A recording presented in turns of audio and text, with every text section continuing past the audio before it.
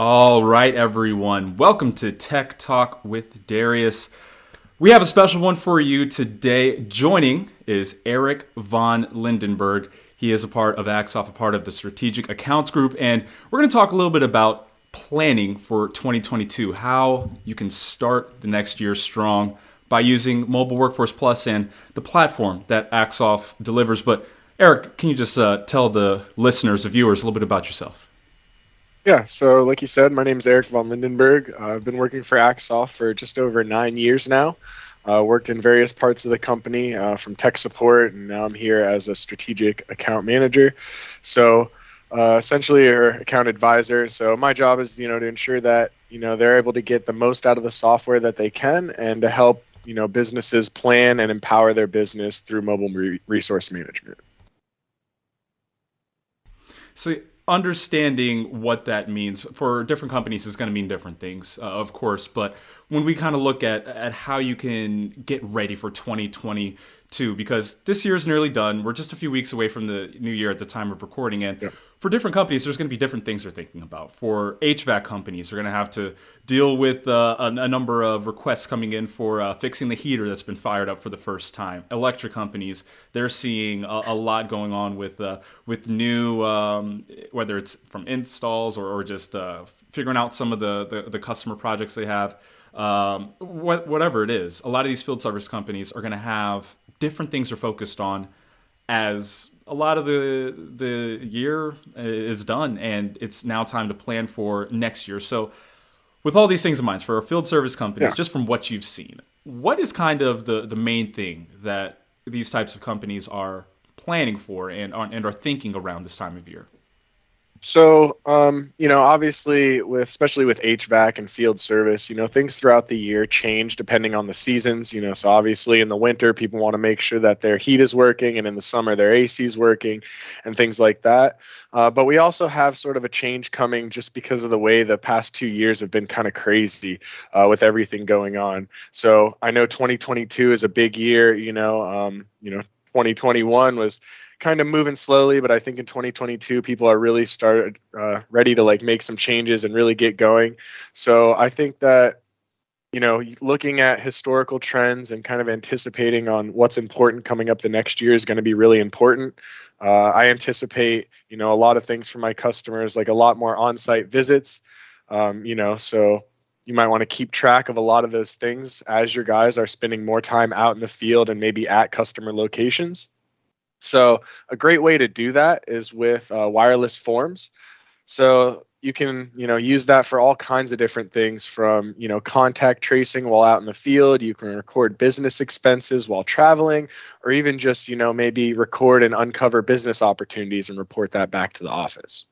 So kind of an example of that, one of my customers is a maintenance company, and they work all over, Southern California and the area, and they use the wireless forms to ensure that their employees are safe when they go to work in regards to PPE information. So every time that they clock in and out, essentially it ensures that they have all the correct gloves and masks and everything that they need to do their job, properly and safely.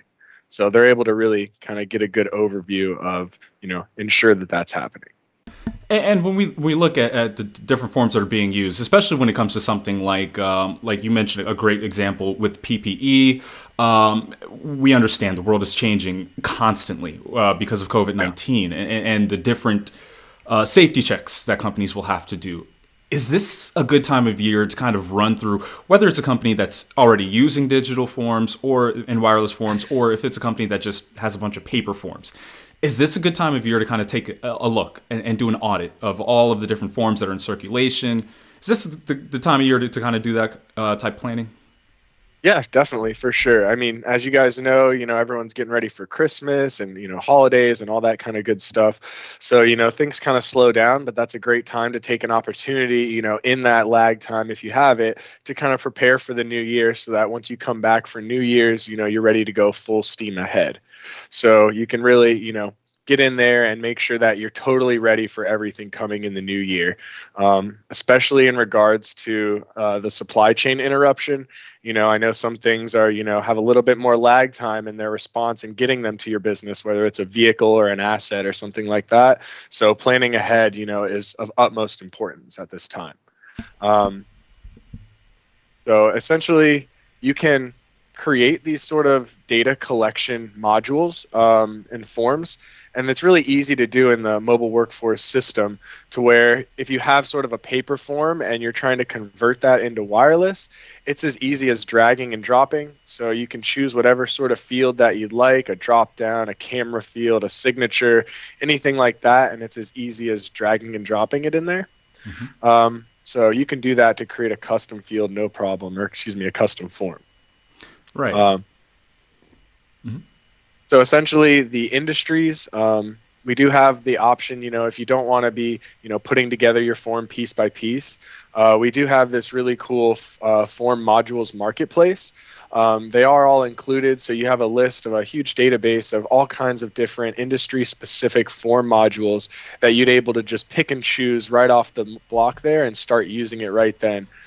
So that's really kind of cool feature that you don't have to, build your own expense form from scratch. You can go in there, and we have, pre-built ones for, the education industry, the construction industry, whatever you have in there, and it's already ready to go. And it actually is kind of good. I have my customers just to peruse through there, even if they're going to build a custom form, because oftentimes it, sparks ideas and things that maybe they hadn't thought of before. And I know we didn't really touch on this too much in the preparation for this convo, but I am curious now too, like when you have a customer who maybe comes in and they have some forms, but they don't necessarily know all the data they want to collect, do you find that where you're suggesting them and pitching them on, hey, these are the these are the forms that our other customers use, this could be helpful for you, or we suggest using this will be a very helpful wireless form to get you through your normal workday? Definitely. Yeah. I think that, people in a certain industry, sometimes they get kind of stuck doing what they've been doing, for some time, and they've probably been doing it because the guy before them was doing it. Right. So they oftentimes don't reanalyze that sort of system and optimize it for ideal efficiency. So it is really good to kind of go in there, like I was saying before, look in your industry and kind of look through and see what other people in the industry are doing, and maybe that'll give you an idea or something to kind of spark that to come out. So that's always something that, really kind of helpful. Well, at Actsoft, we're all about efficiency. We're all about getting the job done, doing it well, and doing what makes sense. And when it comes to year-end planning and coming up for the next year, it's nice to have all those data points that you get with the wireless forms. We can see the usage. We can see where the forms are being used. But when you have all those metrics in front of you on a screen, how do you translate that into working smarter rather than working harder? So what are some of the ways that you go through with your customers and show them, this is how we're going to get the most out of the platform, this is what you're doing, this is what you need to do now? Like how do you make that that pivot in the conversation? Okay. Yeah. So, first off, obviously we want to, identify what's the most important for you. I call those, your needs, and then kind of separate those from the wants, because a lot of times the needs are what you're really focusing on, and obviously you want to make sure those are accomplished. But a lot of time those wants are things that maybe are outside of the bounds of reality with like a paper form, for example. But when you can add, the features of having a wireless form, obviously there's no paper there anymore, but you can have added benefits of, taking a picture on the go, which you maybe couldn't do before. So I do like to, identify those important needs with the customer, and then we kind of start step by step and identify any sort of potential extra things that could really enhance the usability, reduce the amount of time the workers in the field are on their phones, and increase the amount of, effectiveness of the data being collected. And the importance of that is that once you do end up, collecting all of that extra informational data, it can pile up, into a big pile, and it's kind of hard to sort through piece by piece, which you could do. But oftentimes I advise my customers to sort of really utilize the built-in dashboards within the system. These dashboards are able to simplify and condense all of that, complex data points coming in from all those different directions, and consolidate it into one section, into various charts and graphs and pie charts and things like that. that can really give you deeper insight into your business.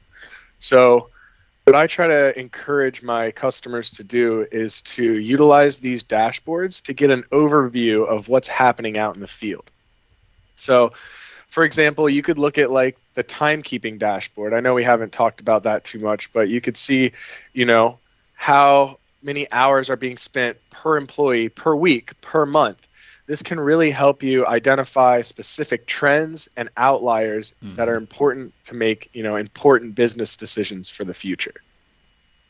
So when you mentioned those outliers in the data, like how do you take action from that though? When you have all the information in front of you, how do you go to the next step to really see a return once the information is laid out there for you?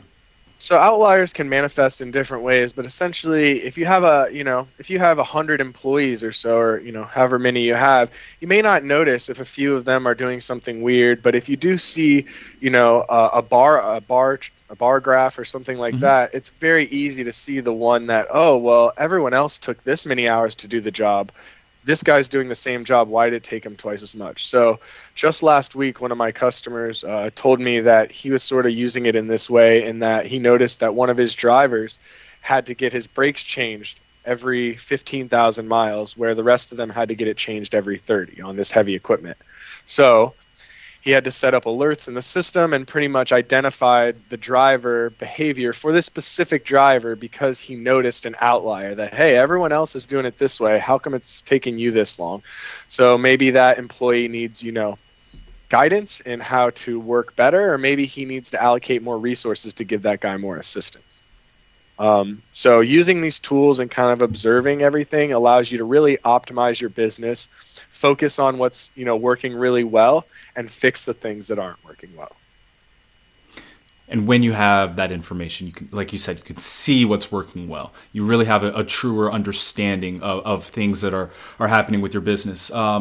We've seen from a number of different use cases across Actsoft where companies have, whether it's been seen one part of the business that's working really well, or one customer base that they serve really well. We've seen how that type of information can be taken to really help drive revenue goals. Well, even it's something as simple as just, like you said, kind of catching someone in what they're doing that's not working. Do you have any other examples of that, maybe where you have a customer who saw that they had a manager who kind of was going off riff, or maybe an employee who just wasn't really doing everything the way they needed to do properly, and that they could kind of correct to really help drive more business and get things done better?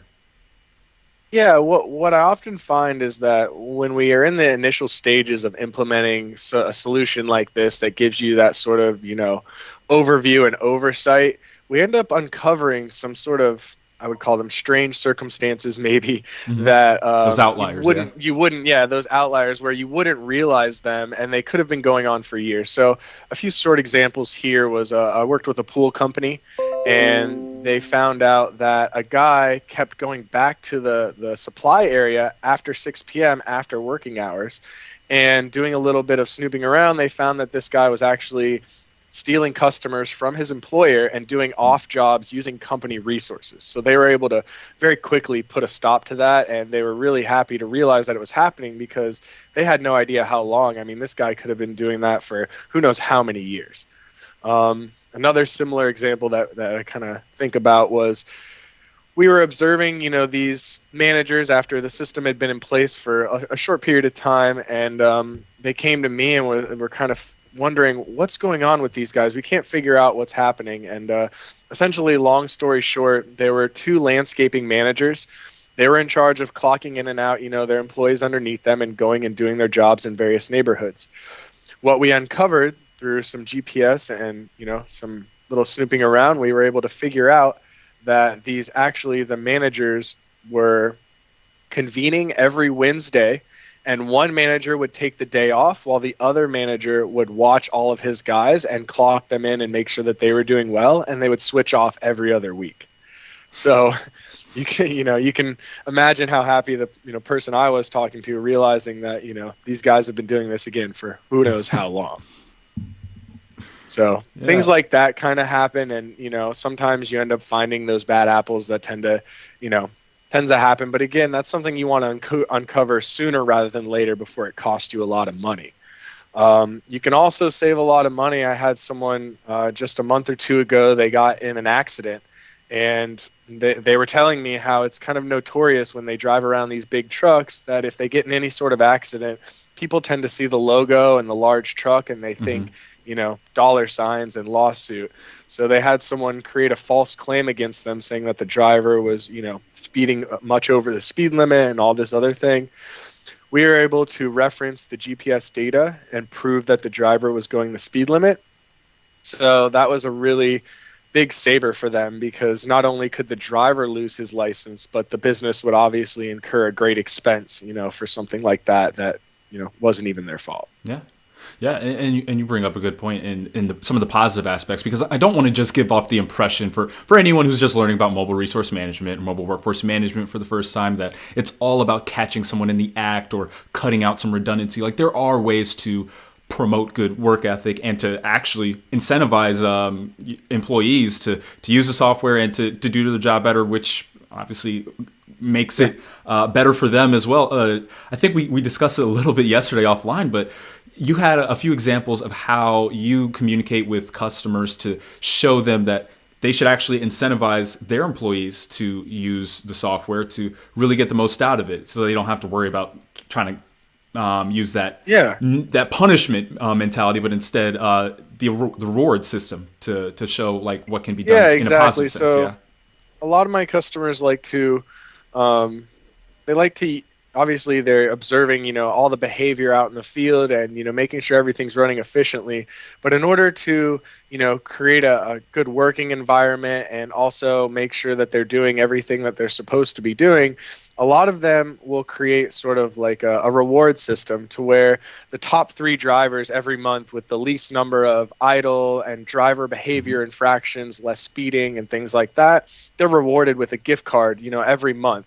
So all of the drivers every month strive to have the least amount of infractions and the most positive things on their record. And that creates a positive environment, while at the same time, they're still addressing the needs of that guy who, he got an alert for speeding, 20 times this month. They're still going to talk to that guy, but overall, everyone's striving to be the top. And so when you have that sort of thing, it really ends up working well for everyone.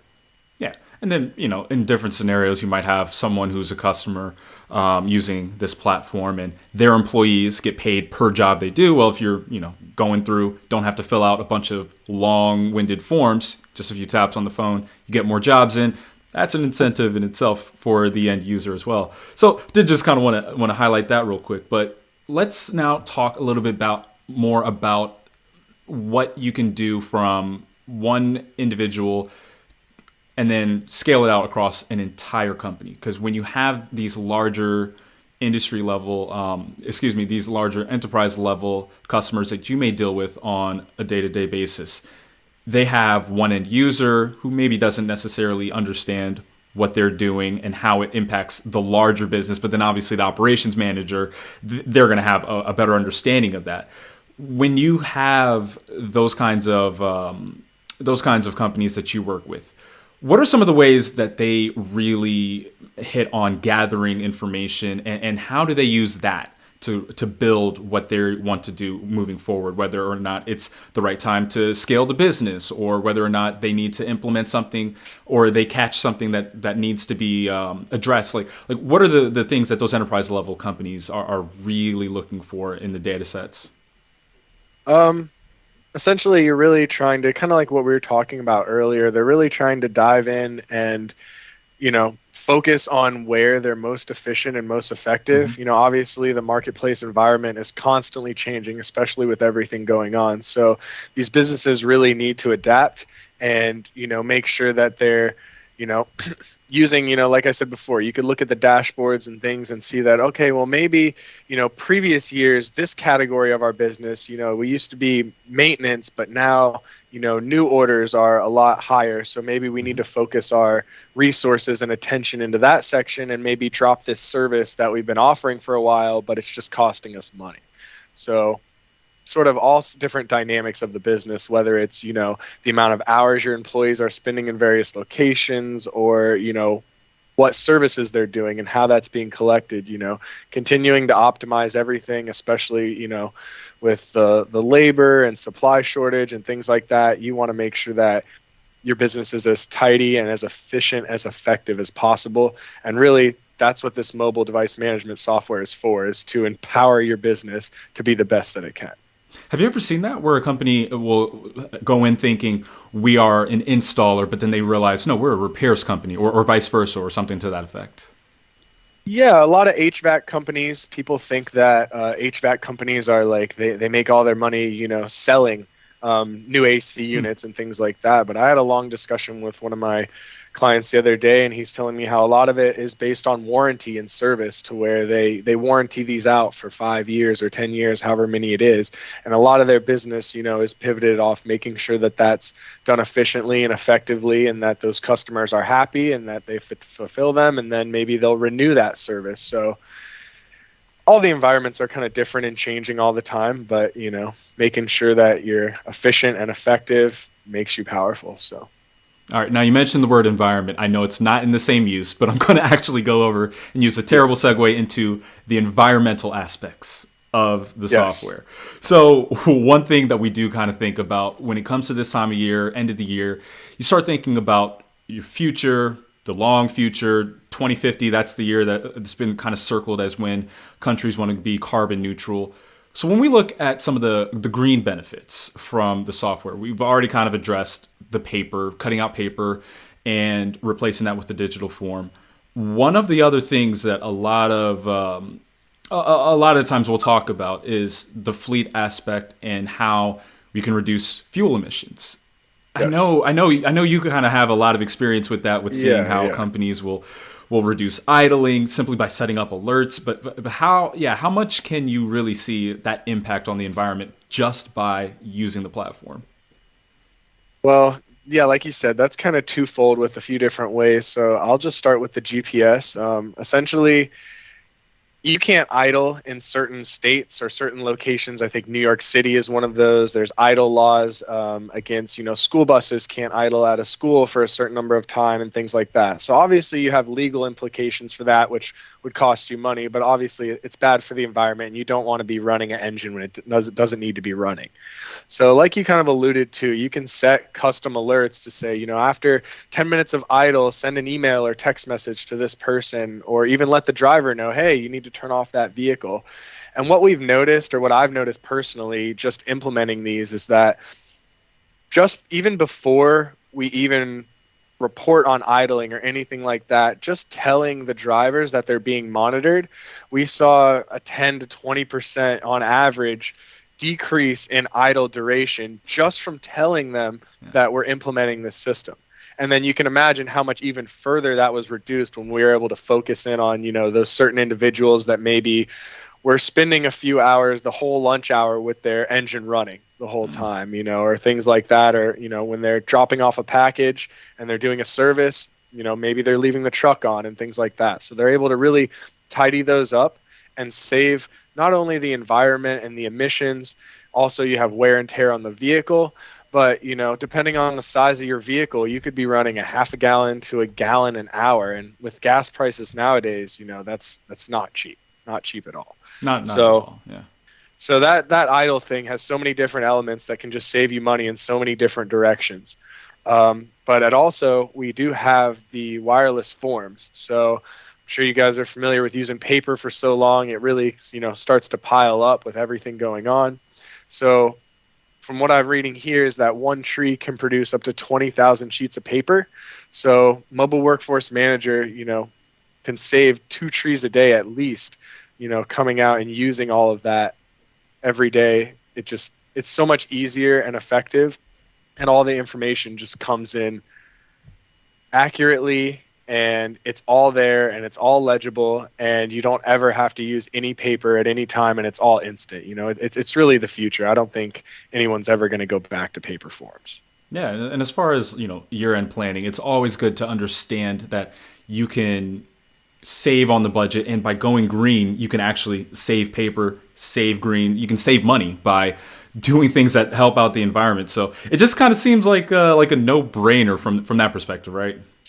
Yeah, definitely. And one thing I didn't even think about before is people are always talking about, saving the actual paper, but what about all the wasted money, leasing that expensive laser copy machine? You're using all that ink that's not good for the environment either. It's just tenfold, all the different ways that it just kind of trickles down. Yeah, and especially where companies are located. Like for you being out in California, you Yeah. understand how much it is to go to the pump and fill up on gas. Like that's Oh, that's not yeah. cheap. No, no, no, no. It's not cheap.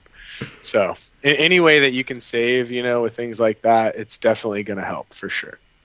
And I don't know if gas prices is going to be getting any cheaper, but I feel like gas and taxes, it only goes up. It never goes down. So always got to plan ahead for something like that. Yeah, and one question I do kind of want to go back to just around that is this time of year when you're looking at something like even planning out your routes, right? Yeah. Like that's something that makes a difference with extra traffic on the road, with so much going on with the roadways, whether it's the weather or things of that nature. Can you see that being something that could help a company, whether it's getting deliveries done quicker or transportation companies getting to where they need to be quicker? Can it just kind of help a company by having that digital touch to get the Yeah. job done a little bit quicker and make it easier for their customers? Yeah, yeah. So not only is everything more efficient, so you're not spending more time, handwriting things, Hmm. sharpening your pencil and things like that. But you are spending time, doing your actual job out in the field. Some customers don't, they have data collection, but then they just use the GPS data alone to say, okay, well, he spent this many minutes at the job site, and so that's how much he's getting paid, and that's how much we're charging the customer for.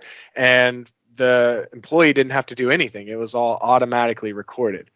And that kind of goes hand in hand with the dispatching software that we have. So essentially, you're able to dispatch out live orders in the field, and you're able to see the status of those orders in real time. So there's so many different benefits that can help you in that. For example, like one of my clients is a large news company, and if there's a big breaking story or something like that, they can know exactly where the closest news truck is, and they're able to dispatch out exactly what they want them to do, where they need to go, and they're able to very efficiently manage those resources. So with that order dispatching, maybe not like news, but with some like a service like HVAC we were talking about, they're very easily able to plan out their day, view the day on the calendar. So I know that you have those guys, like I was talking about, warranty jobs. So maybe they're doing a routine service, every Wednesday of every month for a certain person. Well, you also have people calling in, that need, emergency heat. My house is there. I have a baby. We need heat right away. And so with the calendar feature and the job dispatching, the dispatcher is able to easily see not only where that driver is, what jobs he has, what jobs he's doing, and what jobs he has for the day, what gap he has on his calendar. She's not going to accidentally, put the dispatch order over the routine maintenance. Everything has its own space, and the driver out in the field, he just knows he's able to do his job one by one, and everything goes in order. So something like that, would just save you time in so many different ways. The dispatcher doesn't have to call the guy and ask when Yeah. he's available, ask where he's at, where are you going. It just keeps going from there. Yeah, it all flows, but having that one point where everything goes in and all the information within the platform easily viewable, and you Yeah, can make strategic decisions off of it. So Eric, I mean, yeah, this has really been a solid conversation. I do want to ask, as we begin to wrap up here, can you tell the viewers and listeners just about the white glove treatment, the concierge service across the customer experience teams, from strategic accounts with you guys to tech support, professional services, just everything that comes into being a part of working with Actsoft, and how much you really get out of being a part of the team. yeah, yeah. And Actsoft is really, a people company. We offer the software, and that is, the function of it. But really, what we want to do is the people within the company that work with the clients and the customers to make sure that they fully understand the software and all of the tools that are in their toolbox. So I like to tell my customers, you don't always need every tool for every job, but if you don't know what each tool is and how the tool works, then you'll never know to use it when the problem comes up in the future. So my job as a strategic account advisor on the enterprise strategic level team is to give white glove treatment to those customers, ensuring that the transition to the system is as smooth as possible, but also that they fully grasp and concept, and understand all of the different tools that they have available to them, and they know how to use those tools in the most effective way possible, and that allows them to empower their business in the best way that they can. So the white glove treatment is, that extra level of support, not only making sure they understand how to use it, but they understand how to maybe modify their business practices to become more effective, and to, make sure that they can be the best that they can. And my job is essentially to make sure they can get the most out of the solution that's possible. And I'm also backed up by other great teams as well. So the technical support, they're available. Their average pickup time has been less than 30 seconds for as long as I've worked here. So they're local, and they're really great and effective if you need immediate assistance. And our professional services specializes on creating custom reports and forms and things like that. So if you have a huge laundry list of this complex thing that you need built, they're the people to do it for you. So in general, we're here to help you. And, if you ever need anything, that's what we're here for. So, we're waiting to see how we can help you. Yeah, if anyone wants to get in touch, you've got the website right here below us on screen, actsoft.com/MWP. We've also got the phone number there for you, 813-367-8854. Now, of course, anyone who's watching on YouTube Live, listeners on the podcast, if you're listening after the fact, just go to the website, see how it works. You can check us out on Twitter, Instagram, LinkedIn, Spotify, or also just however you get podcasts if you just want to stay up to date on the latest episode of Tech Talk. Well, Eric, you've been fantastic. It's been great having you on, man. Thank you. And I really appreciate you taking out some time for this. Thanks so much, Darius. It was a pleasure. All right, this has been Tech Talk with Darius, and we will catch you next time. Thank you, everyone.